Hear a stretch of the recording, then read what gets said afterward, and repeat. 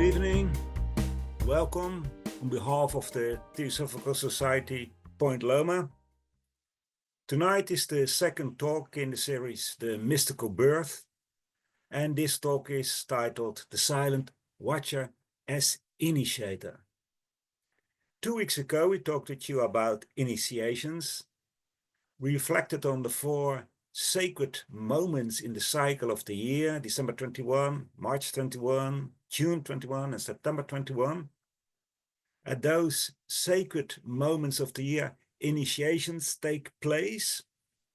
A human being meets his divinity and even may become one with it for a shorter or longer time. We have told you that there are 7 initiations, the first 3 being the preparatory stages in which studying and putting into practice what has been studied takes place. And from the 4th initiation onward, the neophyte begins to put into practice what he had studied theoretically up to that point. In other words, he leaves his body, his spirit soul leaves his body and experiences the inner regions of our solar system. And then from the 5th initiation, he comes face to face with his higher self, that is his inner God, and becomes one with it in the very highest initiations. We have also strongly emphasized that this entire process must be completed independently by the initiate, that is the human being. The teachers do assist him in leaving his body, and then they guard that body as he travels through the spaces of space, along the pathways, the roads, we call them the circulations of the cosmos. But he himself must demonstrate, must prove that he is strong enough to go through those inner areas and come before his own inner divinity. But then, what role does the silent watcher play in this process? Because from the title of tonight's lecture, we see that silent watcher as an initiator. Who or what is this silent watcher anyway? And what function does he hold as an initiator?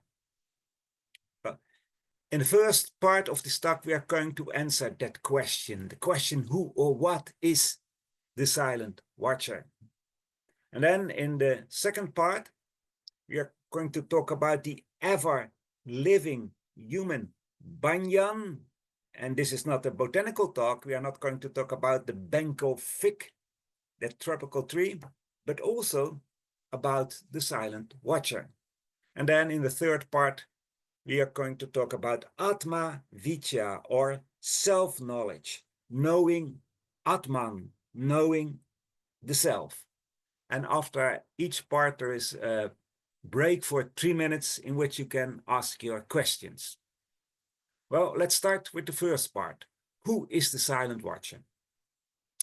To answer that question properly, we must first consider one of the 7 jewels of wisdom known to Theosophical, namely the hierarchical structure of the universe. The entire universe, indeed the entire nature, everything that lives, no matter how far or how little developed a being may be, it is always part of a hierarchy, and it is in itself also a hierarchy. Go and check for yourself. Everything is always part of something greater and is composed of subordinate beings. And this applies to the physical, the mental, spiritual, to everything. Are we humans in our physical nature, in our bodies, not composed of trillions of living beings, atoms and cells? Because we say, Theosophy says that atoms and cells are living beings.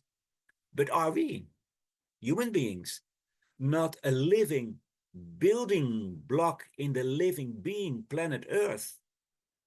And is our blue planet not a part of the solar system? And is the sun not a part of the Milky Way? etc.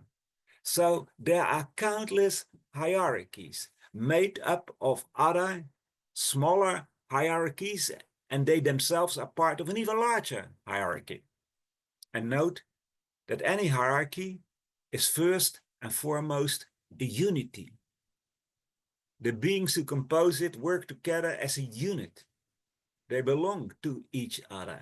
They are united in such a way that you can speak of a unity. And every unity, every hierarchy has a top, the most advanced of that hierarchy. Now, many people in our world have a rather distorted view of what the top of a hierarchy is. And of course, that has everything to do with how our society is set up, how the institutions and the companies are set up.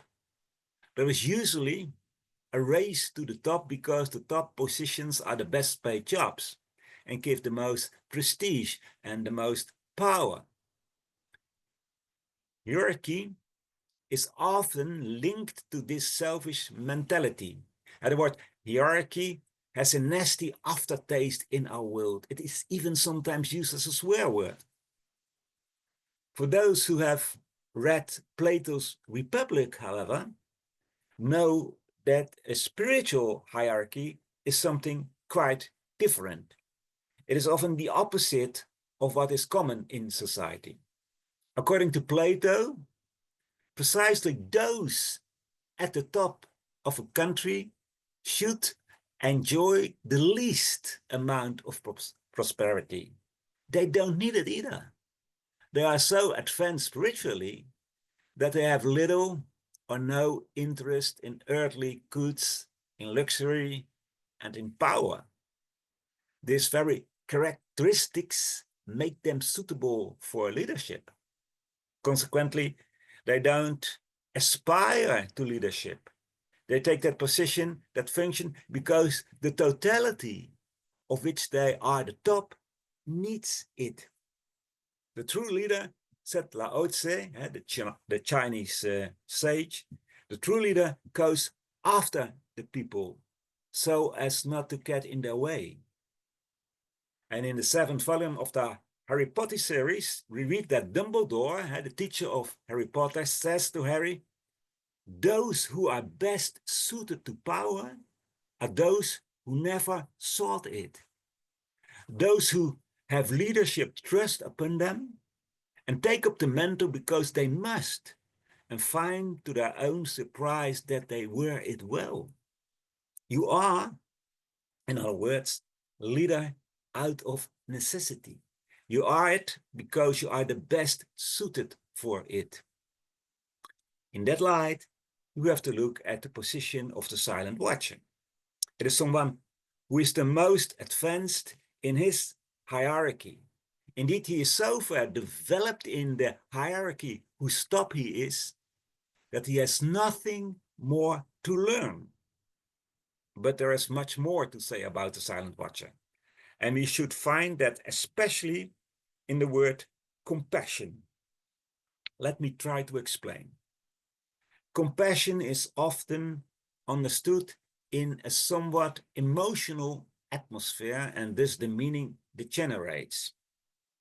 If someone is kind to another, or he puts a certain amount of money in a collection box, or he is carrying his neighbor heavy shopping bag, or he feels sorry for someone who is sad, then that is called compassionate. Now we think these acts are very praiseworthy, and we are certainly not advocating that we should not do them, but we define compassion as something much beyond that, something deeper within ourselves. Compassion is a life attitude. It's a vision on life. You cannot be compassionate toward one and not toward another. It is not something you practice sometimes and sometimes not. It's a vision of life, a universal vision, and you cannot help but live that vision, put it into practice. Just as you cannot deny what you know. If you know the operation of gravity, then you take that into account. And you know that nothing floats in the air, and you put your cup of coffee on a table and not in the air, because then it falls and breaks. You always do that. Well, in her unsurpassed masterpiece, The Voice of the Silence, H.P. Blavatsky says that compassion is no attribute. It is, she says, the law of laws, eternal harmony, Alaya's self, a shoreless, universal essence. What does she mean by that? What does that entail, the law of laws? And what is Alaya? Well, let's start with Alaya. Alaya is a Sanskrit word that literally means non-dissolution, the indissoluble. And with this is pointed to the basis, the source of all beings, all things, that is the source of gods, humans, animals, plants, atoms, you name it. It is that part of the hierarchy of life in which we are all equal, in which we are all one. It is the root from which the universal tree, for the universe is often represented in ancient wisdom as a tree with its roots in the sky, the roots from which that universal tree emerges, and therefore from which we all spring, our very deepest primal ground. Well, if the self of Alaya is identical with compassion, then it means that the defining characteristic of the universe is compassion, and therefore it is the law of laws. The laws in the cosmos are the habit patterns of beings, divine beings, and their habit patterns have as their underlying characteristic, as the basis from which they arise, the law. And that law is compassion. In other words, all beings who understand the nature of the universe, and it doesn't matter whether they are far or not far developed, due to the fact that they are parts of each other, emerge from the same root, the one, naturally live for and through and thanks to each other. They do not live for themselves. They don't consider themselves as separate entities, but know themselves to be part of the whole. And all their aspirations, all their thinking, all their actions, all their feelings are directed towards the totality of which they are a part. That is compassion. So compassion is the view on life which is based on the fact that everything belongs together and that all beings are in deepest essence one. Well, the top of any hierarchy, whether it is the earth, the sun, the Milky Way, a human being, or even an atom, is called silent watcher. And therefore, the silent watcher, the top of any hierarchy, could be called the pinnacle of compassion, perfect compassion. And what is perfect compassion? It arises when the awareness of that unity of life is so great that you sacrifice your own bliss, you sacrifice your own potential for growth, your own evolution for the sake of all, for the sake of all those who are not yet as far along as you are. You don't even consider not doing this. You cannot help but live from this compassion. So you stop your own evolution for the sake of the happiness of others. And this is another element that we need to consider if we want to understand something of the silent watcher. And that element is reflected in another name, one of the many names given to the silent watcher, the great sacrifice.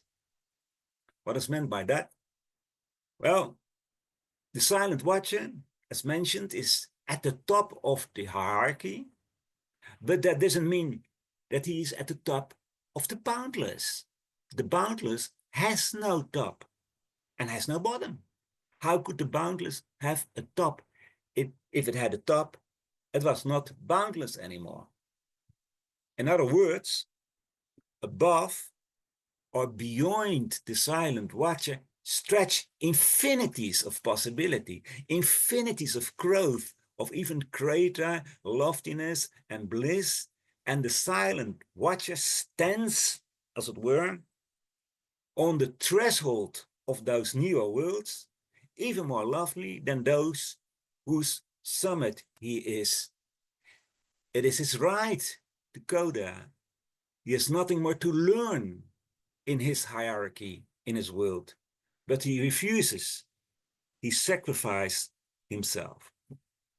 He's like a student who is at the end of his school career. He has learned everything. He has his diploma. He has graduated cum laude. The university awaits him, where there is much more knowledge and much more opportunity and wisdom and bliss, but he waits. He does not leave the school because there are countless students still in that school who need his help, who need his knowledge and wisdom, his inspiration. Well, let this thought sink deep into your mind. You are in a school where you have already learned everything, where you cannot gain any new experience, where you've passed every subject with an A, so to speak. But you stay there anyway, because the other students at that school might need your presence. You wait and wait and wait until the others are at your level, so you can go to the next school together. From our limited point of view, we call it a sacrifice. We call it a sacrifice because we often still live for our own happiness and bliss. But from the standpoint of compassion, it is nothing but natural. So the silent watcher is the top of a hierarchy. He's the most highly developed. He knows himself to be completely one with all living beings in that hierarchy of which he is the origin. But why is he silent? He is silent, or rather, he seems silent because he is not noticed. Because most people are so busy with their own lives, with their own troubles, that they fail to notice the silent but ever-present power of the silent watcher. They don't see, they don't experience that this power is there. Exactly like toddlers, engrossed in their own play, busy with each other in their own world, do not notice grandfather sitting quietly in the corner of the room reading an educational book, or perhaps thinking deeply about raising those kids. And maybe when one of the children looks up and sees grandpa sitting in the corner of the room, he thinks grandpa is not doing anything, because reading or thinking deeply about something, for those who never do that or cannot do that yet, is the same as doing nothing. Or to make another comparison, imagine a meditation state where someone is sitting quietly, introspective, silent, yet mentally and spiritually very active. Other people enter that room and don't even see the person at first. He does not attract any attention. In the external area, you are quiet, but on a more inner level, extremely active. And that silence is badly needed if you want to do a great work. For example, it's a stillness, a concentration on the higher that an architect needs to make a blueprint, or a silence that a writer or composer needs to make their artworks, or the silent statesman needs to make a just decision concerning the policy of his country. And in a silence, that is also needed to hear your own inner voice. To be silent within yourself means being in harmony with yourself, being in balance, not being overwhelmed by emotionality, by sensation. Similarly, for us, the silent watcher does nothing, although there is a constant influence emanating from him, which would be very uplifting, very beneficial to humanity if they would notice that influence.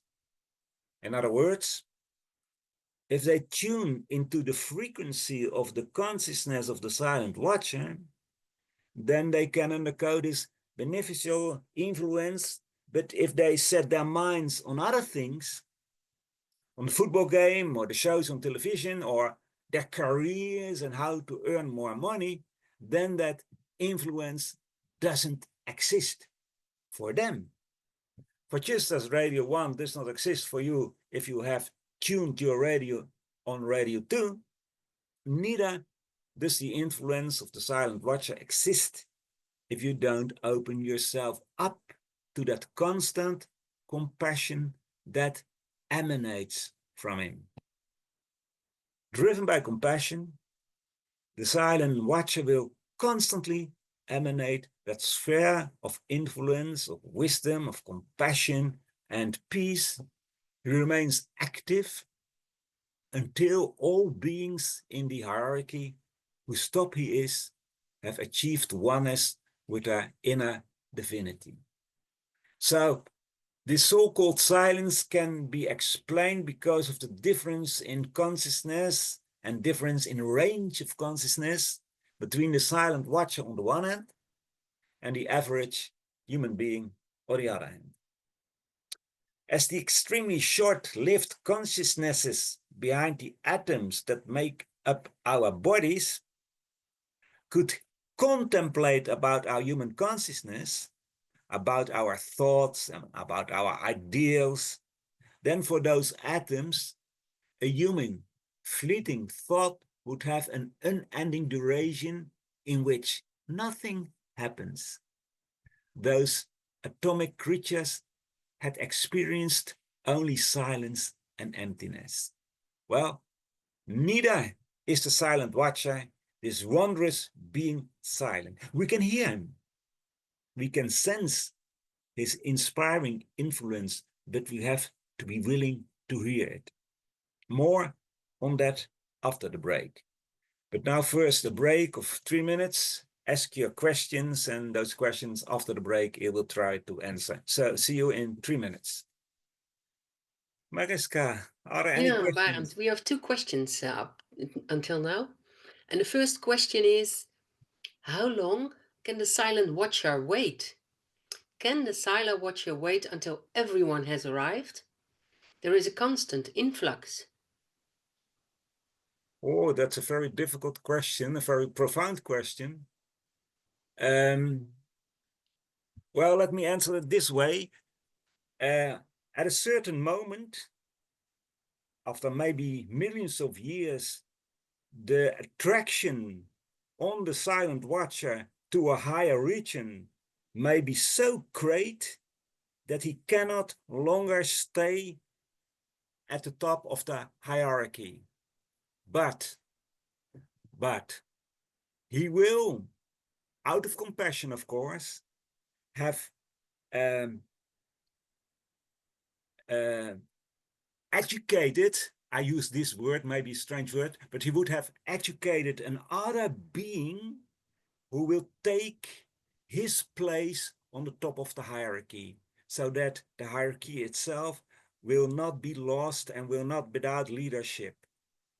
And in Mahayana Buddhism, the Northern Buddhism, they say that every Buddha, a Buddha of compassion who enters in nirvana,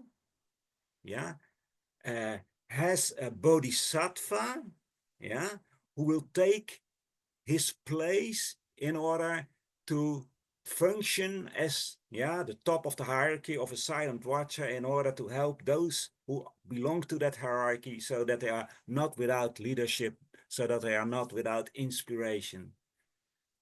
So, in fact, the question is right. You cannot forever stay at the top of the hierarchy. The appeal on the silent watcher at a certain moment will be so great that he cannot stay any longer, but he have made his a reservation, so to speak, for someone who is after him. Okay, that's clear, I think. And the other question, well, I'll just say it. Why is there only one silent watcher? Because you said he's waiting for the others and they have to learn more. But if there would be more silent watchers, the others can learn faster. Well, there is one silent watcher for each hierarchy. But there are millions, trillions of hierarchies. There are many silent watchers. And the silent watcher is, so to speak, the boss, yeah, the top. And he have many cooperating masters with him. And I'm going to tell that in the second or in the third part. And in fact, the next series will all about that, the hierarchy of compassion and the silent watcher. So, of course, you have many other masters who are almost at his level, but not yet totally. Yeah, they are also compassionate beings, but not yet the top of it, because the top also functions as a link between another, still higher silent watcher. So every silent watcher is a link in a chain that reaches to the heart of the universe, to, for instance, our Earth, but in fact to every planet or even below our planet. There is always a link. So the silent watcher is the link, the top, between the hierarchy which is more advanced and which is below that hierarchy. Yeah, and there is one top of each hierarchy.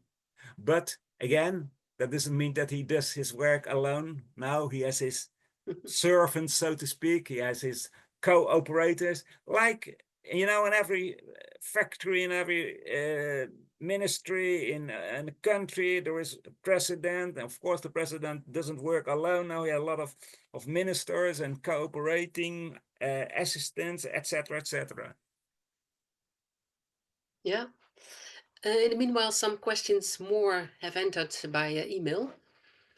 You told us the silent watcher stops his own evolution and has nothing more to learn. But do we also already have to stop our evolution to help the people that know less than we do? Well, not in the way that it is. Now, let me say it. Let me explain it. From the view of compassion, it is logic that you stop your own evolution to help others. But that doesn't mean that you should do it. If you're really compassionate, you do it automatically. I mean, if you just take a classroom and there are 30 students and one is very good in mathematics and he has studied everything, he knows everything, but the other's not. Well, he can go to the other class or another school. But if he loves his fellow students, he helps them to reach his level. So he stops his own evolution, so to say, to help the other ones. Well, that's very natural, I think. So yes, we can train ourselves to be in the light of the silent watcher, to the characteristic of the silent watcher, we may adopt in our own lives, and that is very good and very natural. And in fact, that's the only evolution that we promote from Theosophy, because we don't want to reach as individuals a higher stage of evolution, nirvana, as the Buddhists say. Now we want to go together to that state. So we have to wait sometimes because others are not as far as we are. But if you say it this way, it sounds more like a natural process than something to think hard about and stop something if compassion is the law of law, and what Blavatsky says in The Voice of the Silence, well, then it's natural. Then it's natural to do that. And it is not natural to go ahead and you say to your fellow students or your fellow human beings, well, I did it my way, you do it your way. No, we go together. That's the way the universe operates. Yeah. Thank you. The next question is, do you have any suggestions to be more silent? Yeah. We live in a society where there is always noise, where there is always action. For instance, our cell phone, everybody's looking on a cell phone. We're waiting for something and we look at the cell phone. Well, don't do that. Think, go inward. Think about yourself. Try to make analyze yourself. Think about lofty things. Think about compassion. Think about the interrelationship between human beings. Yeah, meditate on beautiful things. Go into the nature and look at the trees and the birds. They are singing. This morning, very early in the morning, the 2nd of February, I heard so many birds already singing. Well, stay just 5 minutes, listen to the birds. Listen to yourself. And if you wake up and immediately go in that rat race, put on the radio, hear all the terrible things that are happening in the world. I don't say that you shouldn't know what's happening in the world, because of course you should know it, because if you didn't know it, you couldn't help. But stay a little bit more in yourself. Be still, be silent. And it's very helpful. And I think it's very, you do the things better if you take some moments to reflect. I think the best moments of the day is just after waking up. Think about 10 minutes, 15 minutes, maybe you have more time and then you take 20 minutes, but think about a beautiful thing, about a thought, about the silent watcher, about compassion, about the masters, about, I don't know what, life and death.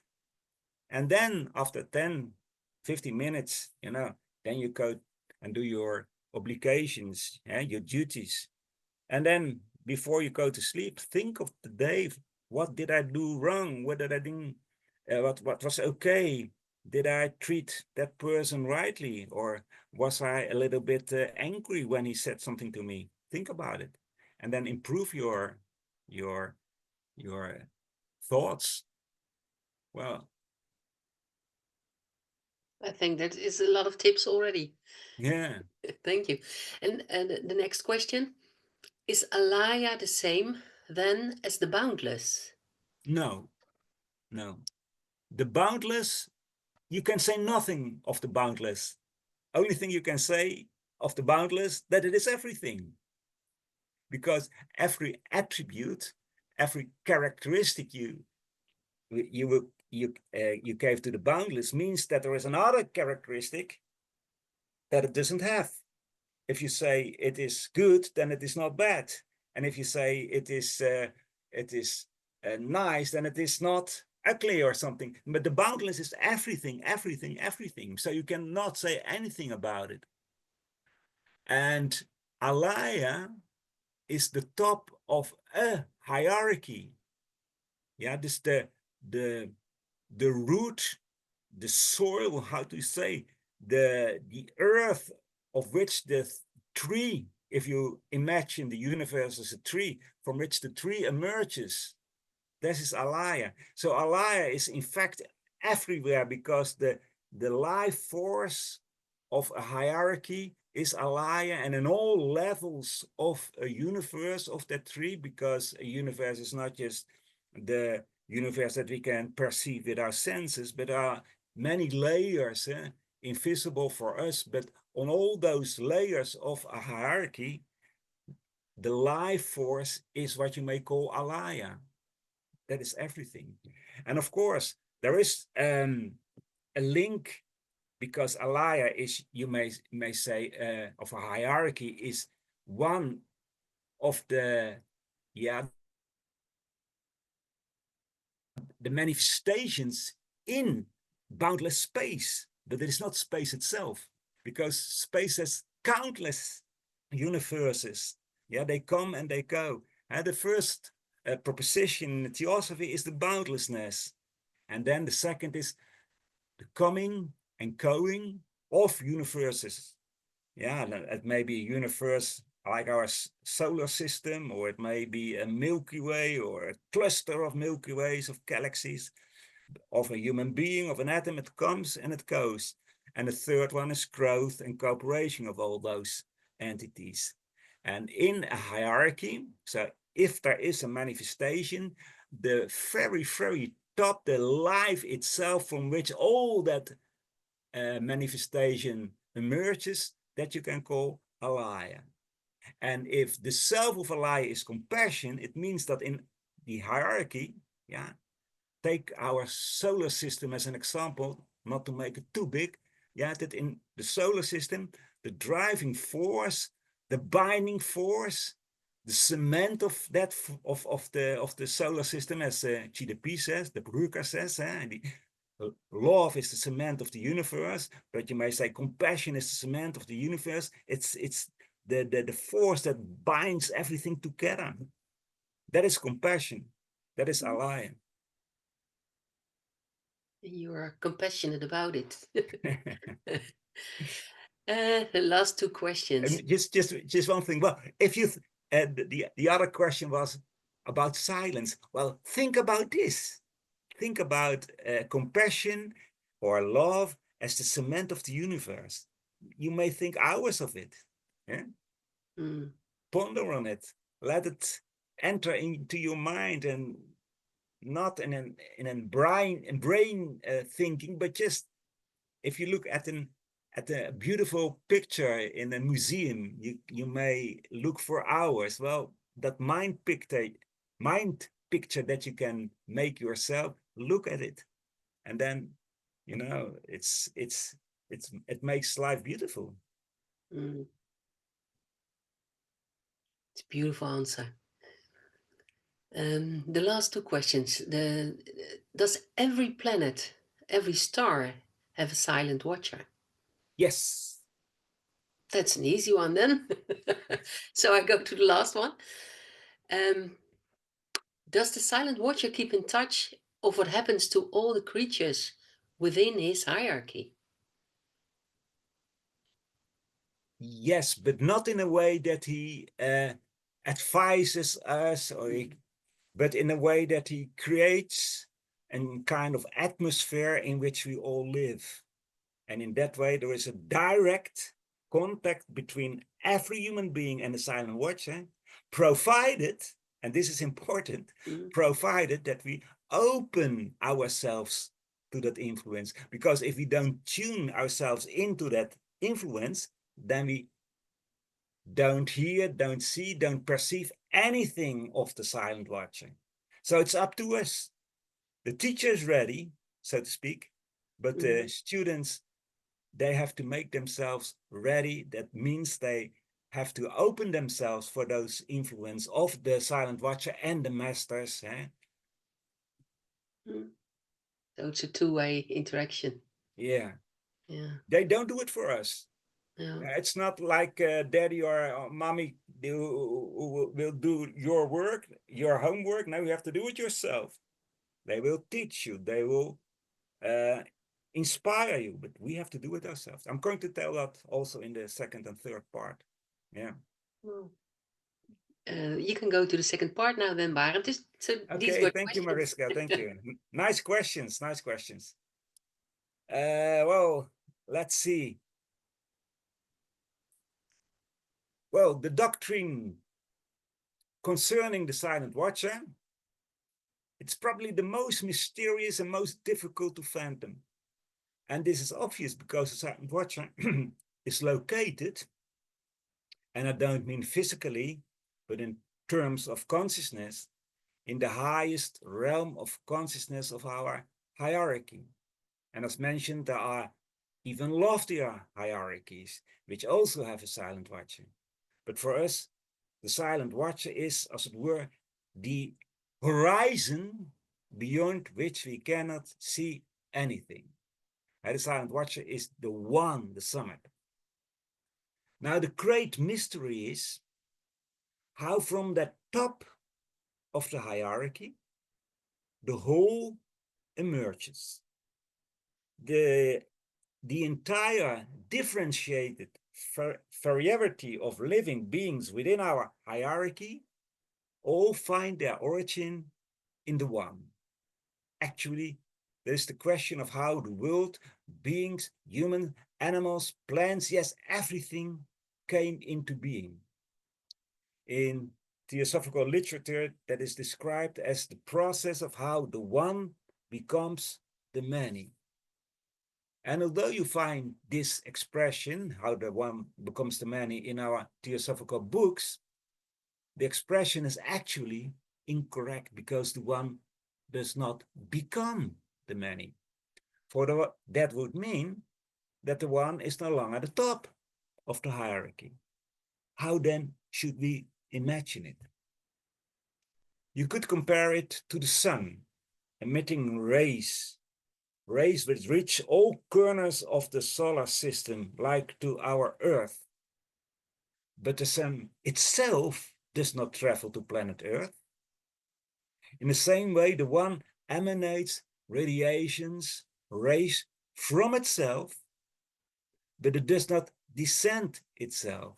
And each ray is a living being, a human being, an animal, a god, an atom, everything, any living being within the boundaries of the hierarchy of which the silent watcher is the apex. In order to explain this very difficult thought, Helena Blavatsky compares the silent watcher to the banyan tree, the ever-living banyan tree.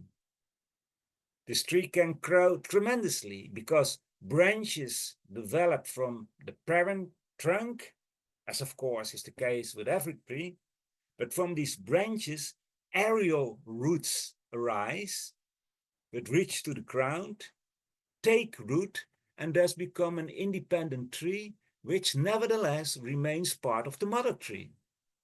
And then new branches form from that new tree, which also acquire aerial roots, reach to the ground, take root, and so on and so on. And you understand that this tree can grow to an enormous size.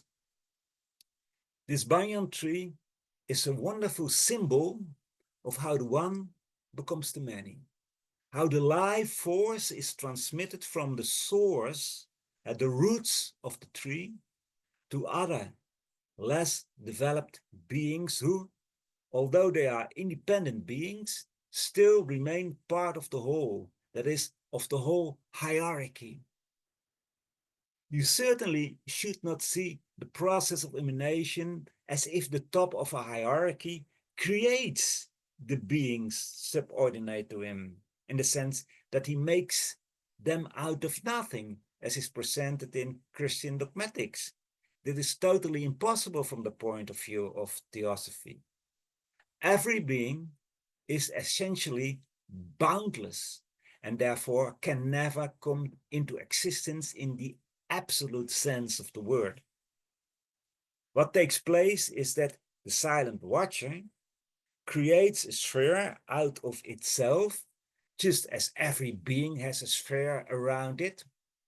You are no doubt familiar with that. We know that each person or each group of people, a city, a country, has its own most characteristic atmosphere. Within the sphere of the silent watcher, the biotope you might call it, other beings are attracted. And these other beings are obviously beings with similar characteristics, but they are less developed. You have to consider the cyclic and karmic law here. These beings have also interacted with each other in previous embodiments. And in those previous embodiments, they have also already cooperated with each other and with the summit from which they emerged. So when the silent watcher causes his spiritual vital energy to emanate from himself and thereby attract beings who will form the entire hierarchy which he leads, he is not doing it for the first time. There was already cooperation between all those beings in previous embodiments. So we are living in the sphere of the silent watcher. You may think that this is a new thought for Western thought, but you find this idea in the Bible as well. In one of Paul's letters, he writes, speaking of the divinity, in it we live, we are, and have our existence, have our being. You see the same thought. In the Bhagavad Gita, this image of how the one becomes the many, or rather, how the many flows from the one, is presented in this way. Krishna is the top of the hierarchy and says of himself, with only one part of myself, I gave birth to this whole universe and yet remain separated from it. Separated in the sense that Krishna, the hierarch, continues to exist in his own divine realm, and streams of life flow out of him, which make up the cosmos. In the Gospel of John, also in the Bible, you find the same idea. Here the Greek word logos is used as the highest step of the hierarchy. Logos is translated as word. And pay attention. In the beginning, says the Gospel of John in the Bible, in the beginning was the Word, and the Word was with God, and the Word was God. And through the Word, all things were made. Without it, nothing was made that has been made. If you study it closely, you actually see that there are three logoi, three words, but let's not make it too difficult. So also in the Bible, you find that the world comes into being through the process of emanation, whereby the top, Krishna, or in the terminology of the Gospel of John, the Word brings forth streams of life from itself. It is the process of emanation to which worlds arise.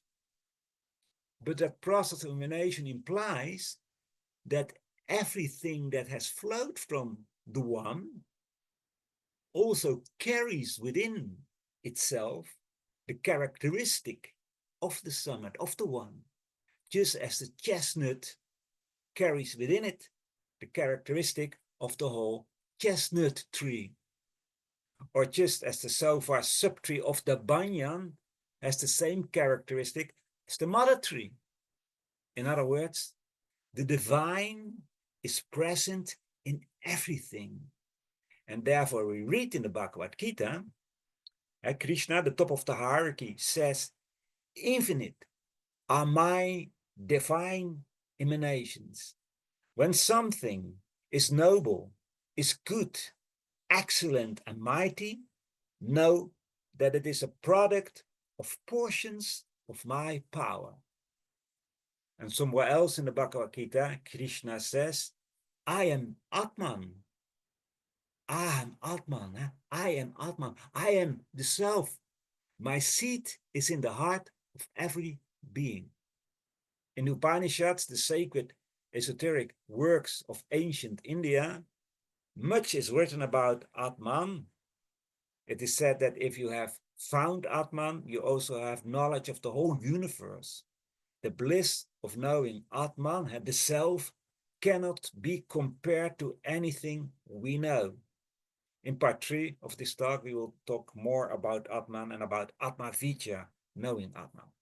Anyway, You can conceive of Krishna as Atman, or as the silent watcher, or rather a silent watcher, for there are many, many silent watchers, and you may begin to understand intuitively why the silent watcher is called the Initiator. We'll go further in that in a moment. So, the divine self, Atman, is the apex, in some sense the silent watcher of every being. And therefore we have, or better, we are our own silent watcher. We live in the atmosphere of the silent watcher, and in fact, that is the atmosphere of ourselves, our higher self. Keep the image of the banyan tree in mind, and then you may be able to understand that our higher self, our inner God, is a ramification of that universal silent watching. Difficult thought, because we tend to think in separations, but separations don't exist in the universe. So in our deepest core, we are our higher self, and our higher self is a ramification of the mother tree, so to speak. The many in the one. The same life flows through all expressions of life. Now, I mentioned before that there are several silent watchers, those of the solar system, or even grander, the Milky Way, but also of the Earth. And the Earth is actually a chain of globes. Each globe has its own apex, its own silent watcher, and also our Earth has its silent watcher. And of course, there is a wonderful cooperation between those silent watchers. They form a channel to the heart of the universe, through which a stream of consciousness, a stream of life, of love, compassion, and inspiration flows to our human society, to every human being, provided, of course, that human being opens up to it. For if that is not the case, the influence of the silent watcher is not noticed. Then there is no inspiration. In this channel of life and inspiration can be found in various religions. In esoteric Islam, they talk about the friends of Allah, Alisha, they call it in Arab, who cause divine inspiration to pour out to earth. They are represented as pillars through which the divine can flow to earth. In the northern Buddhism, it's so-called Mahayana Buddhism, there is a chain of Buddhas. The relatively highest Buddha is Adi Buddha, who through the Dhyanic Buddhas, celestial Buddhas, this Adi Buddha, Dhyanic Buddhas, transmits his inspiration to the Manusha, or human Buddhas. And some scriptures mention further links in the chain, as each Buddha has an accompanying bodhisattva. So although the details differ, the idea is clear. From the top of a universal hierarchy, that take the sun as relative starting point, inspiration and life flows to earth through a number of links, and each such a link is a silent watcher.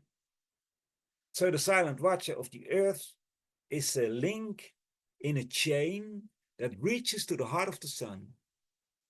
This silent watcher, the human silent watcher, is also called the great initiator. And in the East, countless stories are told about him. He is the guru, he is the teacher of every master of wisdom and compassion. It is he, therefore, who is behind the work of these masters. He is the inspiration of all great religions, of all philosophies and sciences. It seems good to us to give some quotes from H.P. Blavatsky, about this silent watcher, our silent watcher, if I may put it that way. Those words are very evocative and appeal to our intuition and imagination. I will read some fragments of the text so that you can experience its beauty. And on the slide you see the summary. Well, it reads, "This wondrous being descended from a high region, they say in the early part of the third age, before the separation of the sexes in the third race." And then, the being just referred to, which has to remain nameless, is the tree from which, in subsequent races, all the great historically known sages and hierophants, such as the Rishi Kapila, Hermes, Enoch, Orpheus, etc., have branched off. And then, he's the initiator, called the great sacrifice, for sitting at the threshold of light. He looks into it from within the circle of darkness, which he will not cross, nor will he quit his post till the last day of this life cycle. Why does the solitary watcher remain at his self-chosen post? Why does he sit by the fountain of primeval wisdom, of which he drinks no longer, as he has naught to learn which he does not know, neither on earth nor in its heaven? Because the lonely, sore-footed pilgrims on their way back to their home are never sure to the last moment of not losing their way in this limitless desert of illusion and matter called earth life.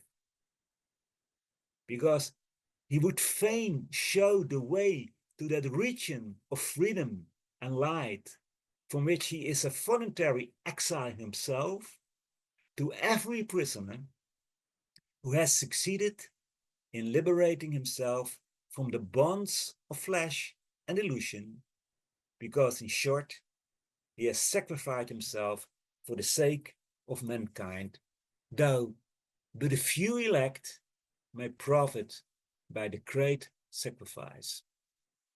And then, finally, it's under the direct, silent guidance of this Maha, this great Guru, that all the other less divine teachers and instructors of mankind began. From the first awakening of human consciousness, the guides of early humanity. It is they who have laid the first foundation stone of those ancient civilizations. We don't have the time to read the entire fragment aloud, but go to the Secret Doctrine, volume 1, page 207 and 208, and read this fragment several times. And you will feel the sacredness of this wondrous being, and you will also realize that so much more could be said about it. Well, let's elaborate on a few points from this quote. What does it mean that even before the separation of the sexes in the third race, we're talking about at least some 20 million years ago, this wondrous being descended to earth from higher spheres? Man was not yet a human being in the strict sense of the word. The faculty of thought, his mind, was not yet developed. Man was still a hermaphroditic being, a fact that you will find in all mythologies.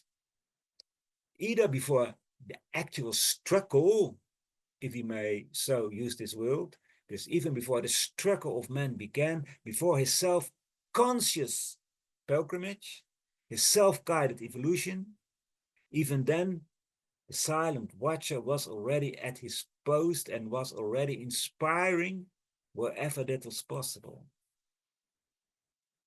The process of descending must be understood as if a ray from a higher silent watcher, to be precisely the one from the whole planetary chain, a higher silent watcher threw itself down into the very realm where we live, the sphere of Earth, a world that for the silent watcher must be an underworld.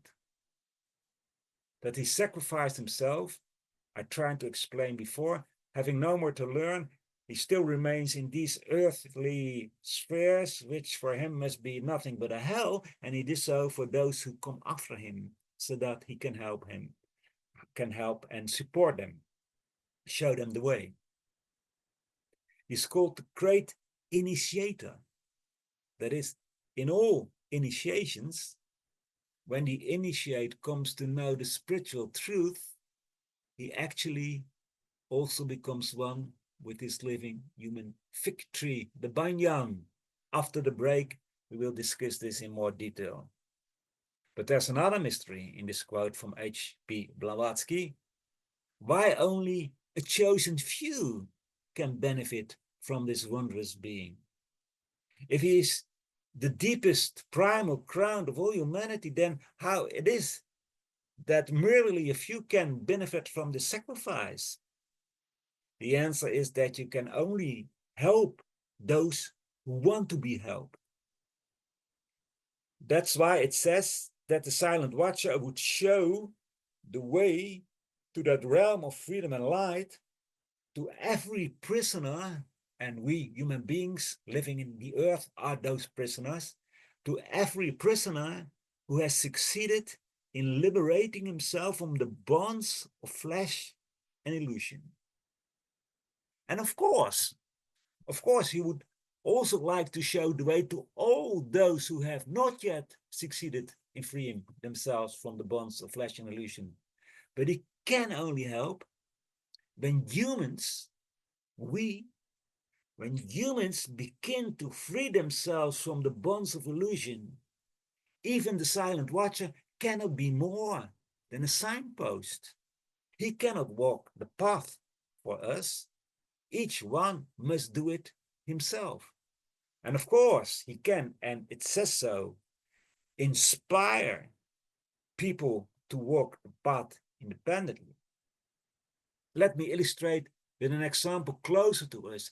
H.P. Blavatsky published numerous writings in her lifetime that contain so much knowledge, so much wisdom that can serve as a safe guide to our evolution, for our pilgrimage.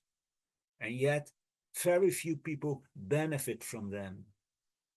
Why don't they benefit from them? Well, there are many reasons why not. Because they are not interested and don't feel like reading those books. Because they don't want to think about the deeper issues of life. Because they say, you can never know anyway. Because they assume that everything is matter and that there is no point in considering anything else. Even those who did read the works of H.P. Blavatsky, perhaps even study them in depth, may still not make use of her sacrifice, because bringing Theosophy was a sacrifice for which Helena Blavatsky paid well, because reading her books is no guarantee whatsoever that you make use of what she brought. Indeed, you make use of Theosophy only when you study these teachings, ponder them, fit them into your own life, and thus apply them. You have to live the teachings. Then Theosophia becomes a living force, and then you are free from the bonds of flesh and illusion, and then the silent watcher can show you the way. Well, this is also how you conceive the sacrifice of the silent watcher, albeit many times grander and loftier. Although all of us with our higher nature are rooted in this wondrous being and are therefore in some way a part of him, think of the banyan tree, it will not be of any use for us until we are aware of it. So if we focus on it. And when are we aware of it? When we do not pay heed to the external side of life, put aside our personal interests, and turn inward, realizing the bonds with our fellow beings and thereby realizing the primal ground of our existence, then we notice something of the great sacrifice. As long as we don't do so, we continue to wander in the darkness of outward existence. Nevertheless, the silent watcher remains at his post, whether we realize it or not, because he has become the living expression of the law of laws, the living expression of compassion. After the break, we will delve a little deeper into how the silent watcher does inspire us. So now, a break of 3 minutes, ask your questions, and we see each other in 3 minutes. Mariska, are there any questions? Well, at this moment, there's one question. One question, okay. And the question is, if everything comes from the silent watcher, top of the hierarchy, then you could think that no thought or action of a person is original. Well, there's nothing new under the sun, eh? I think it was in the Old Testament of the Bible. Well, we have our free will, of course.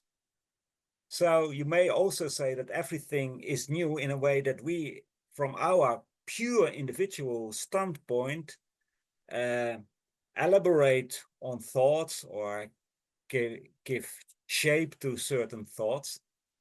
So the inspiration comes from the silent watcher and the masters, but we, if we tune in that sphere of compassion and wisdom, we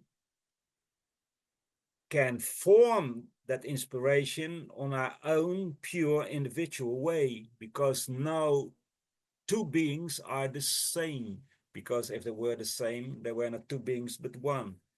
So we call that, we have a very difficult doctrine in Theosophy, is called Svabhava, which means that every being has its own pure individual characteristic, yeah, his self-becoming. So everyone becomes exactly himself or herself or itself. So don't worry, we are in our heart, the same life, but we gave form to that life, we gave shape to that life in our own way. Thank you. It's clear. And there's another question now. Why is it that some people don't want to be helped? Yeah, that's a difficult question. Well, psychologically, I think they are so focused on the out, well, there are many reasons, but I think the general thing is that a lot of people are so focused on the outside of things that they don't perceive that there are other possibilities, that there is much more. I think the great philosopher Plato, some 2,500 years ago, I think, more or less, gave the answer when he compared human mentality with prisoners in a cave, looking at the wall of a cave, and behind them there was a fire, and they were people who were carrying objects, and the shadow of those objects, was projected to the wall of the cave, and people thought that those shadows were reality. And they didn't know, they didn't perceive there was a reality, a truth, which was far more true and far more beautiful than the cave in which they lived. So we think that this outer world is everything, and that's the big illusion, because this outer world is, fragile. It has a beginning and an end, and everything changes. And if we are building our house, our life on, and we are looking for our happiness in this outer world, we are like a man who is going to make a house on ice. And when the summer comes, the ice will melt and the house will fade away. So that's more or less our situation. And in difficult circumstances, for instance, when somebody dies, you know, your wife or your husband die, or there's some sad things in your life, then sometimes you will look for other things, but that is not necessary. If we ponder now about our life and really think if this life is just everything, or that there is something more, not in a way that you have to believe it, but in a way that you have to investigate it. In fact, the first question that you should ask for yourself is whether you have a body or you are a body. If you think I am a body, then it's in fact nothing more than this, you know, piece of flesh and bones. But if you think, no, this body is only the vehicle of something which is behind it, well, then you may talk about a spirit or a soul or a consciousness or whatever, but that is a start. And then you have to ask yourself, can I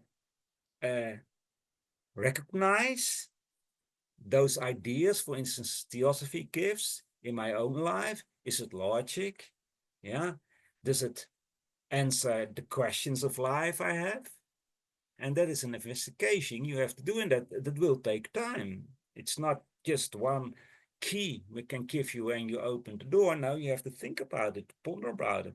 And sometimes you doubt, but if you stay calm and you look inside, those silence, we talked about the silence is very, very important. And then we think, because true always is at the end, the victorious person, if you really think deeply about it, but this is of course our standpoint, our idea, you will find the truth. You will find the truth, and you will find the fact that there is much more than this outer life, and that there is really a hierarchy of beings, and that there are beings who are far more advanced than we are, and that they help us in the sense that they give us inspiration. But don't believe it, what I'm saying now, but investigate. Look for it yourself. And by talking about this helping, there's another question that goes on to it. How do we help others without doing the other one's duty? Give the example,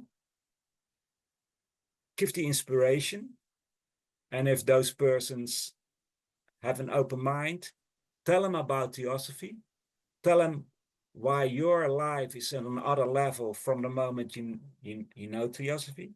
In fact, the four most important things that everybody can understand is the cyclic law, or reincarnation, the law of karma, cause and effect, a kind of feeling of unity, so that you realize more or less that everything belongs together, that there is an interconnectedness.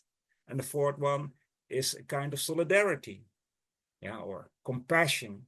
But those four is everyone can understand that in a certain sense. Nobody is not able to understand those four ideas.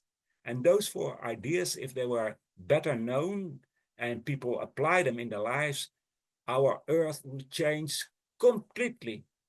There would be an harmonious world, not even comparable with our world now. And those four things, I think everybody can understand. And of course, if you want to delve deeper into Theosophy, there are much more to say about all those very sometimes difficult doctrines. Theosophy is like an ocean. Near the shore, even a child can play, but in the middle of the ocean, even the greatest thinkers cannot reach the bottom, not even halfway the bottom. So there's for everybody something. But in fact, those most easy principles of Theosophy, I think if you ponder about them, I think that everybody will accept them. I think that sounds like a good tip. Those were the questions, Barend. Those were the questions. Then we go to the last part. And let me see. Well, I hope that I have made clear that the silent watcher should not be considered an absolute endpoint. The idea of an omnipotent God still haunts European thinking, but the idea of the silent watcher has nothing to do with it. And therefore, the silent watcher of the earth and the most advanced human being, we call it the human Buddha or the Manusha Buddha, Manusha, human, who sacrifices evolutionary progress for the good of humanity, is nothing but a ray of the silent watcher of the entire planetary chain, that chain of globes, because as mentioned, the whole planet is much more than we think. And the latter is giving the name Dhyani Buddha, celestial Buddha. And the Dhyana Buddha is a reflection of a still higher Buddha, Adi Buddha, the original Buddha, the silent watcher, who is even further, even greater in wisdom and range of consciousness. Well, this wondrous being is the living banyan tree in which, as Paul says, we live and we have our being and we are. And the silent watcher of the earth, to elaborate this metaphor of the living banyan tree, is the branch of that tree on earth, on our globe, and the branches thereof, of this silent watcher, call them the twigs if you like, are the Mahatmas, the masters of wisdom and compassion, our elder brothers. And those Mahatmas form a group called the White Lodge, or the Order of Wisdom and Compassion. As the quote from the Secret Doctrine showed, already millions of years ago, these great ones gathered around the silent watcher, their head, their teacher, and for millions of years already they have tried to awaken the spiritual divine in man. I'm not going to say much about it now, because in the next series of talks, a series dedicated to 80 million years of Theosophia and 150 years of Theosophy, this will be discussed in great detail. These Mahatmas, disciples from the silent watcher of our planet, in turn have their disciples, we call them chelas, and there are accepted chelas, that is, individuals who have met their guru, their teacher. But in a limited sense, you can call anyone who puts the common good before their own and tries to help the world out of compassion. You can call such a person a chela, a lay chela, or a chela on probation. Such men or women will come into the sphere of these masters and their guru. They will be on the outside of that sphere, on the edge of it, but nevertheless, they will be touched by it. In any case, they have the attention of a Mahatma or of Mahatmas. A chela is an extremely noble person, completely selfless in purpose. Compared to the majority of people, he's a well-nigh perfect human being, although he's nevertheless only a disciple of the masters, who are disciples of the silent watcher of this earth, which is in turn a ray of a greater silent watcher. If you ponder the image of the ever-living banyan tree, you may see how beautifully nature works. From the main trunk, the mother tree, so to speak, the first tendrils shoot forth, which we call the muscles of wisdom, and from these tendrils shoot other branches, also independent beings who are nevertheless part of the mother tree, and those branches are the chelas of the masters, all rooted with a higher nature in the same life. Helena Blavatsky was such a disciple, a very advanced disciple. She was admittedly a special chela because he had a very weighty and very, very important task, and in some ways was the direct extension of one of the masters, but he still was only a disciple. In the next series, a lot is going to tell about that, but I can tell you already that two of the Mahatmas requested their chief to start an organization in order to make a new attempt to awaken the spiritual in man, so that the idea of universal brotherhood would revive in the hearts of men and women. And of course, they did so at a certain cosmic time, at the start of a number of cycles, and their chief, in our human terms, we would say the ultimate responsible, thought about it, thought about the idea, and said, try it. And an adequate vehicle was thought to start this impulse, and so H.P. Blavatsky was found and the Theosophical Society was started.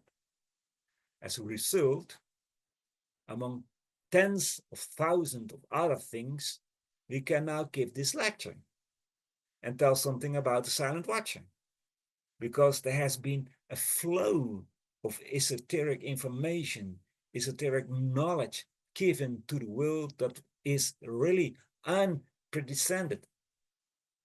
And what happened, and what will happen with all that information is, of course, our responsibility, the responsibility of the Theosophists to study Theosophy, but it is also the responsibility of those two masters of wisdom and their chief. And therefore all the misunderstandings, the misinterpretations, and even the selfish application of the system of teaching we call Theosophy nowadays, which has been sent into the world since 1875, is also the responsibility of the silent watcher of this planet. I tell you this to make something more clear of the great sacrifice, as the wondrous being is rightly called. I think even Theosophists have a limited awareness that the opportunity given to them to study Theosophy is not only the sacrifice of Blavatsky, not only that of her teachers, but also that of the chief of those teachers. And when we seriously study Theosophy and put it into practice, we actually begin a new life. We begin to knowing ourselves. We begin to know our higher self a little. We begin to know Atman. And you know, beginning a new life is initiation. And the beginning of a theosophical life is due to the man or woman who decides to live from the idea of brotherhood and compassion. But he or she is inspired to do so by others. Another theosophist, perhaps, or by a theosophical book. It needs not to be that you have been inspired exactly by a master himself, but rather that you have connected to or tuned in an atmosphere, a mental, spiritual world that has flowed into our world from the silent watcher and the masters. So these inspirations are in the end traceable to the silent watcher of the earth, who is therefore the initiator, even of those who take their first tentative steps on the inward path leading to the heart of the universe. Now, we told you 14 days ago, there are many initiations, 7 main initiations, whose first 3 consist of study. No brain mental study by reading books and memorizing Sanskrit words, but study in the sense that you learn to understand the ethical guidelines by which you should live your life.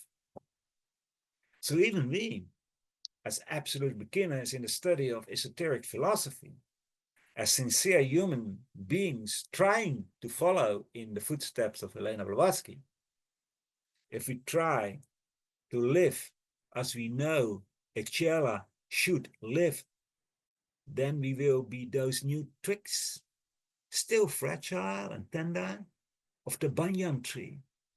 And if we remain faithful to the teachings and our teachers and penetrate ever deeper into the essence of Theosophical, we will shed veil after veil in our consciousness and draw ever closer to our own core, to the self, Atman, our inner silent watcher. We have already told you about the third jewel of wisdom, the hierarchical structure of the universe, but the silent watcher is actually the seventh jewel of wisdom. And this jewel has many names. It is the teaching about the silent watcher, the teaching of how the one becomes the many. It has many names because actually it covers the entire field of Theosophical teachings. It is therefore also referred to as Ātma-Vidyā, knowing the self. How should we take that in the light of the silent watcher? Well, we, as manifested beings, have our root in the silent watcher. We have sprung from it. Our higher self is a branch of it, and therefore you can say we are it, even though we don't know it, don't realize it. We have sprung from it, but never detached from it. We are still rooted in the top of the hierarchy, and therefore you can say that our deepest self is the same as the top of the hierarchy. And that is, as we said, the silent watcher. And pay attention now. Every chela reaching initiation into the mysteries, and if he successfully endured the dangers and trials, has been derived from the heart essence of this wondrous being, the silent watcher. And through that unification, he gains first-hand knowledge of the entire hierarchy of which the silent watcher resides, at least as long as that unification lasts. That is the background of the mystical statement in the Upanishads. And in so many poems of the Sufi poet Rumi, and of the sayings of many other sage and seers, whoever knows himself knows everything. Whoever knows himself knows the whole universe. We have told you that after the first three preparatory initiations, at the stages of learning, from the fourth initiation, the initiate leaves his body, travels to the spaces of space, and comes face to face with his inner God, or becomes even completely one with it. And now comes perhaps the most difficult part of the entire initiation.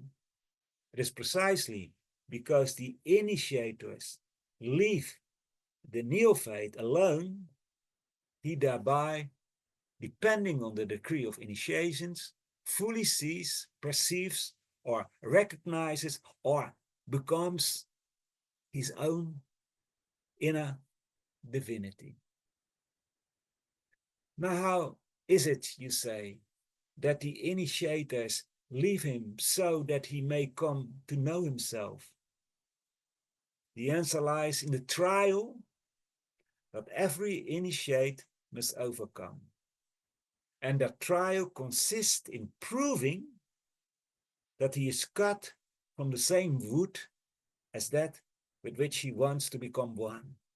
He must be made of the same material, so to speak, of the same vibration, because otherwise he cannot become what he should become.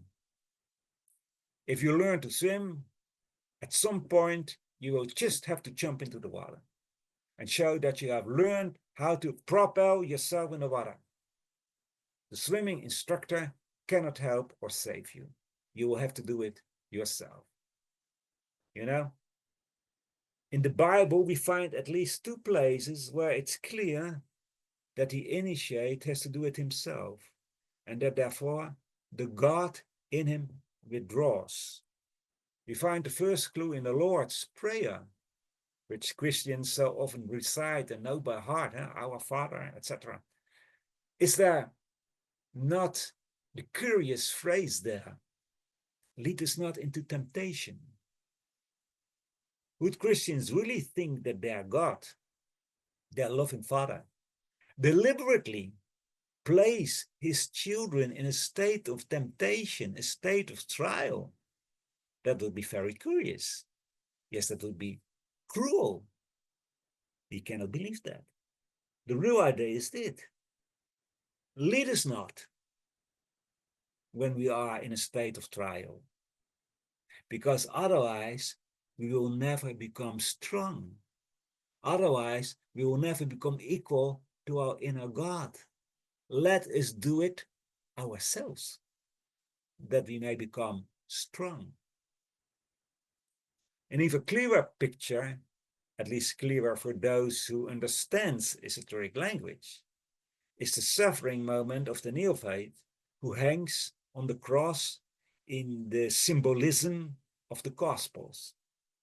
Then again, there's something very curious. Jesus says, Eli lama sabachthani. That is Hebrew. And the entire New Testament of the Bible is written in Greek. All the words Jesus is supposed to have said are rendered in Greek. Why not here? Because exactly the nature of tribulations and trials is indicated here, through which man becomes one with his inner God, if he succeeds and does not succumb to the trials. According to the Greek translation of the Bible, Eli lama sabachthani means, my God, why have you forsaken me? You see the same image, eh? The disciple on the path of initiation is left alone. He has to do it himself. He can never become strong if someone else does it for him. But there's more to tell about this. Gottfried de Bruycker teaches us that the real translation of Eli lama sabachthani is, my God, why are you glorifying me? Do you see the double message? This is the way to get to know the self, the divine self. The inner God leaves you so that you become your own divine self. Because the divine teacher has left you, you have become your divinity. You have become one with the ever-living-Banyan. It's like the child who can only walk by the hand of one of his parents. And now his parent lets go of him. And look, he can walk. He's blessed. He's glorified precisely because he was let go. In this way, the neophyte becomes an initiate because he has become the divine in himself through his own power. And having chosen compassion, you take your place in the ranks of the protectors and inspirers of humanity. You are an initiate, directly under the influence of the silent watcher of the earth, who is a ray of the cosmic silent watcher. And therefore you know yourself, you know Atman, you know the universe. Now you may wonder, that wondrous being is the great initiator for all those who enter the spiritual path to the heart of the universe. But there are billions of people who are languishing in material and spiritual hunger, in indescribable poverty, at war. People who don't even know the word Theosophy. What can be done for them? Are they also part of the living Banyan? They are definitely part of the Banyan, and paradoxically, they are not. If you don't know it, you actually aren't. After all, we create our own reality. We call that true and real, to which we attribute reality and truth. What I mean to say is this: a human being is a composite being. He's a child of the earth, a child of the sun, and a child of the universe. And therefore, in his higher parts, in his spiritual and divine parts, is naturally a part of the living Banyan. The inner God is the root of every human being. But if you so identify with, let us call it, the earthly element, then those spiritual and divine principles don't actually exist for you, although they are alive and well in their own field. You can therefore also rightly claim that the Buddha in you and the God within you are alive. They are alive within man and very active in their own realms. Yet we call man a sleeping Buddha. And that is too true. The personal man who shuts himself off from his own higher nature because he thinks he can find his happiness in this earthly veil of tears is a sleeping Buddha. Although in reality, the Buddha lives within him. Strange paradox, but completely true. The wondrous being, the Mahatmas, the Chelas, the entire hierarchy of compassion, about which in our next series of lectures you will be informed in much greater detail, are constantly directing human thought towards those inner aspects. They are like signposts, but man himself must do it. Every individual human being must change course and turn his ship of consciousness toward the light of the inner God. And to inspire men to do so is under the constant, compassionate attention of the masters and their chief. Did not the silent watcher give two of his disciples, our masters, the green light to found the Theosophical Society, knowing that this would bring about many karmic consequences? So please don't think that the masters only have eyes for their disciples. That is certainly besides the truth. In fact, the opposite is the case. The masters are concerned with humanity as a whole. Every spiritual inspiration, every impersonal intuition, every aspiration to wisdom and compassion, however weak it may be, and whatever human being it may concern, can be traced up through the masters to the silent watcher. That's why the masters are also protecting the Theosophical movement, at least if it remains true to its objective. Because if the Theosophical Society remains true to its original plan, it can serve as an extension, as a vehicle for this magnificent banyan tree, this hierarchy of compassion. Well, dear friends, we advise you to go and listen to the following lectures, all of which will revolve around this hierarchy of compassion, which has been active on Earth for 18 million years, and of which for the last 150 years, the Theosophical Society has tried to be the worthy vehicle. We have another break, 3 minutes, ask your questions, and then I will try to answer them after the break. So, Mariska, are there any questions? At this point, there's one question, Barend. And the question is an important one and a basic one. Please, can you explain what should we understand by our inner God? Well, that is not a very easy one, but a very, very important one. Because if we really accept the idea, we feel that it's right, that we are a ray of a very lofty being and God, then it will be a source of inspiration in our life, and it will change our life completely. So it's a very important idea, but not an easy idea, because in the West and Nowadays, also in the East, we think in separation. We think that one being has nothing to do with another.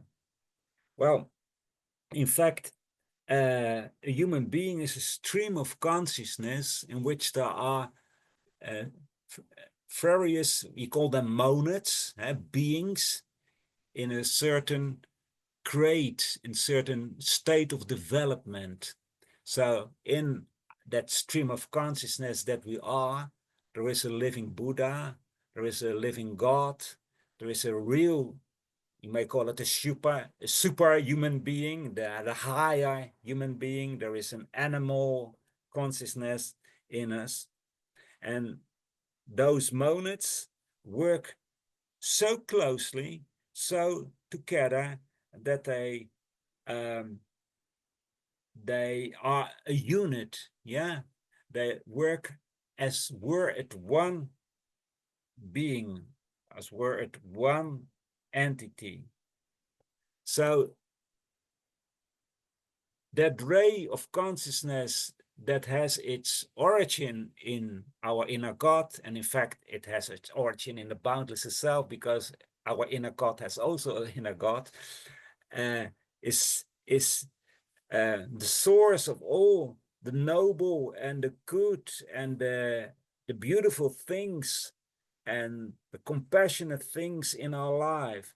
If we open to that influence, you know, we can become an inner God ourselves. You may compare it, or you get some idea of it when you think in range of consciousness. The range of consciousness of our human beings, the human beings of planet Earth, in fact, the personalities, the personal egos, it's nothing more than the earth. We can conceive only things from the earth. In our mind and in our thoughts, of course, we can perceive other things, but the range of the inner God is universal.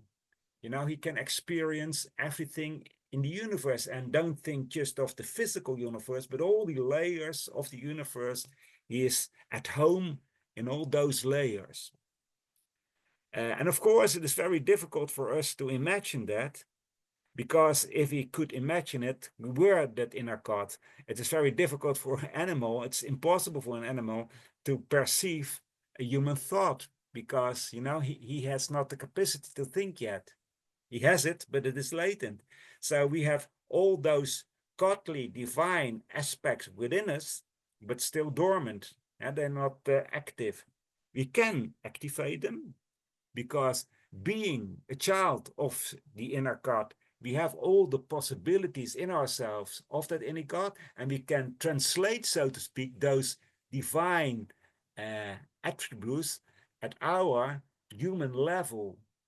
Yeah, we compare it sometimes with you know, the different octaves in on a piano, for instance. You have an, let's say, an C or an D on a very low octave, and on a middle octave, and on a high octave. It's the same tone, so to speak, but the range is different.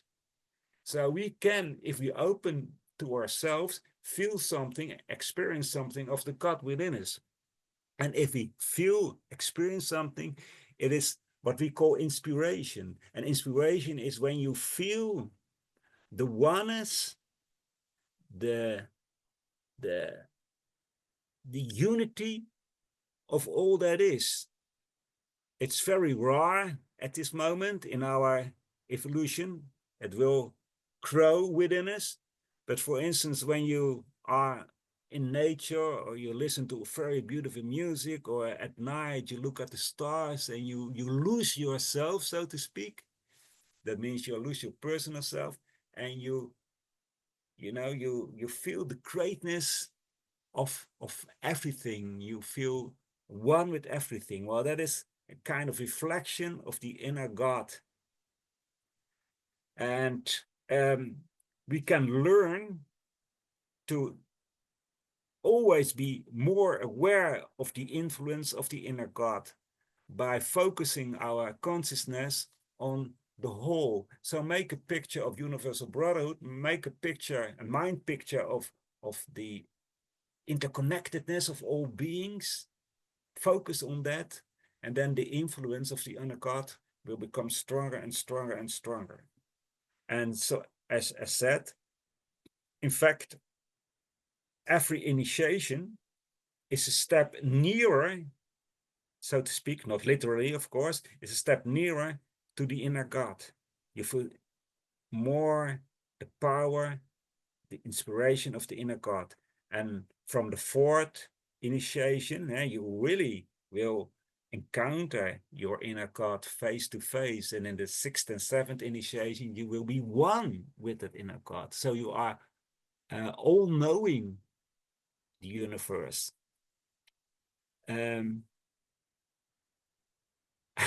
I'm convinced that there are many questions because it's very difficult for me also to get a real picture of that inner God. But I really recommend to try to think about it. There was a very little book from Gottfried de Peruca. It's called The Golden Precepts of Esotericism. Just, I think, 100 pages or 120 pages. It's written in very easy language. And one of the chapters is called The Inner God. And I think in 35 pages, he gives a lot of ideas. We don't want to sell the book. I think it's you can download it for free on our website. You may buy it, of course, as well. But I think that will help a lot if you, not with your brain, mind, but with your intuition, try to get the idea of the fact that you are a stream of consciousness, that there are different layers in you, and that you can focus and identify with one of those layers. Yeah, you can be very animal, so to speak. You can be a personality, think that you are nothing more than the person you are. You can be an intellectual. You can be someone who is already perceiving the fact that behind the outer world there is something more, and that all those things who are connected to each other, and that what is behind the outer world is much more important and is in fact the source of the material world. And then you can realize that all in fact is one, that all is divine. Beautiful. It's a hard question. And in the chat, someone responded, Siglinde. She said, "It is the highest point in the Tetractys of Pythagoras, the point, the sphere where we are connected with the silent watcher, through which inspiration comes down to us." Yeah. There's a very beautiful poem of Rumi, and maybe it can help you to get an image of our inner God. It's a story about a man who knocked on the door of the beloved, and there was a voice that was asking, "Who is there?" And the man said, "It's me." And then she said, "I don't know any me. I don't know any I." And the man went back, and he suffered, he wandered through the world for many, many years. And then he went to the door of the beloved, knocked on the door again, and there was a voice behind the door. "Who is there?" And he said, "It's you." And then the door opened. Yeah, because if we identify ourselves with me, I, my life, my house, my things, my personality, I am different than you, then we will never find our inner God. But the moment you realize that it's we, that the interconnectedness, that there is no separation, that there is no separate Barend to separate Mariska, or separate I don't know who, because we are all one.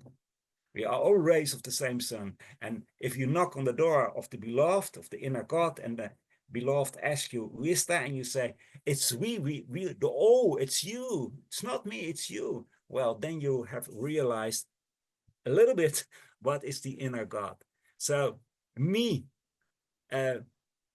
put yourself in the prison, we makes free.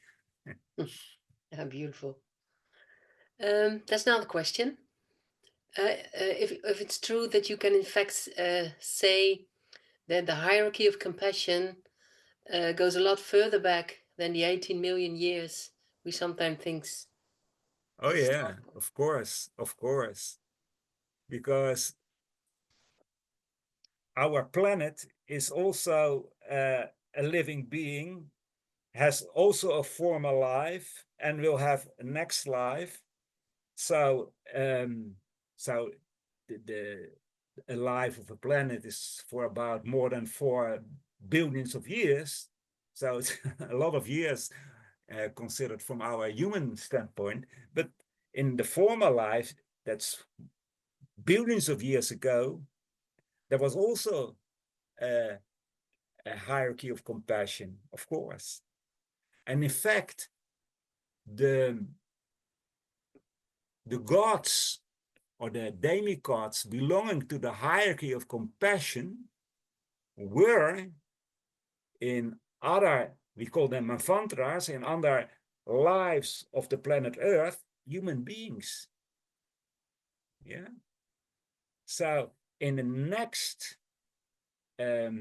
embodiment of the planet, the living being planet Earth, and if we grow in this life of the planet to divine beings, in the next embodiment of the planet, we'll be as gods. We will be of the lightening parts of the hierarchy of compassion if we do our best and if we want to. Mm-hmm. So yes, there has always been a hierarchy of compassion, and there will always be a hierarchy of compassion.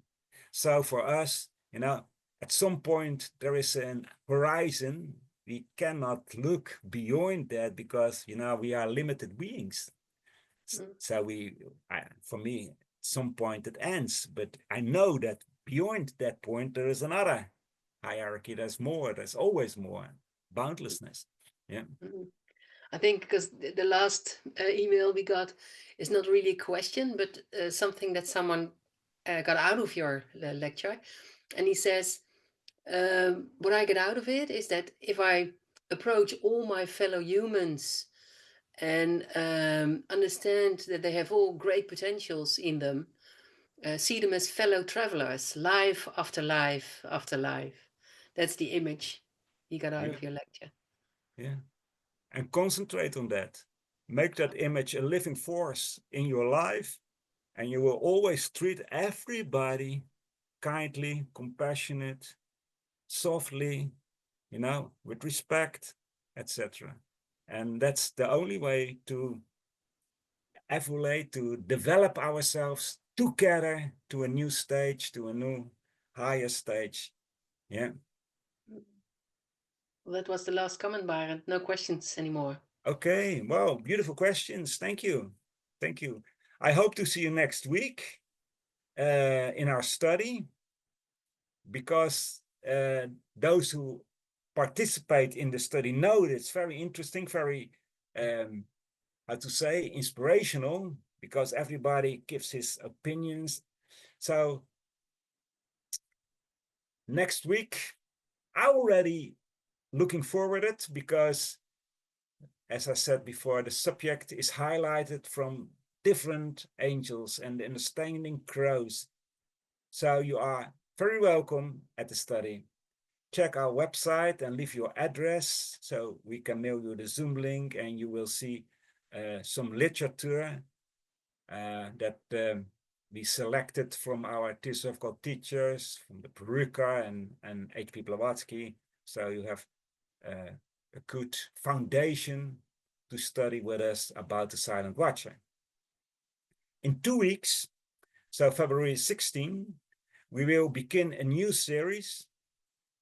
Actually, it is a series of 16 lectures, 16 and a little bit, and all concentrated on 150 years Theosophical Society, because the Theosophical Society exists 150 years, But we place our society in a very broad framework, a framework of 18 million years. In fact, there are more than 18 million years, but for us, 18 million years is difficult enough, because the hierarchy of compassion has been active for at least 18 million years. And the first talk will be about this hierarchy. And we have so much to tell you that we have decided to give a lecture every week. But we don't want to miss the study, because after all, the study brings a lot of insight for all of us. So how are we going to do that? Well, the lecture will take for about 45 minutes without any break. And as usual, the lecture is on our YouTube channel. And after the lecture, there will be a short break of 3 minutes. And then there will be a study for about 30 minutes on Zoom. So you can participate that study on Zoom. Now, the easiest thing for us, if you want to participate in that study, is that you request a Zoom link in advance. Yeah, before the lecture begins, you can request it all the moment the announcement is there on our website. But it is also possible during the 3-minute break, and the lecture of 45 minutes, then the 3-minute break, then you can ask for the Zoom link also. But of course, we prefer to do it before the lecture starts. That's for us far easier. So you are welcome next week on our study, and in 14 days on the new form of our lectures with our study. And then we end with the kite tree. We appeal to our inner God. Yeah, the golden sun is our inner God. O thou golden sun of most excellent splendor, illumine our hearts and fill our minds, so that we, recognizing our oneness with the divinity, which is the heart of the universe, may see the pathway before our feet and tread it to those distant calls of perfection, stimulated by thine own radiant light.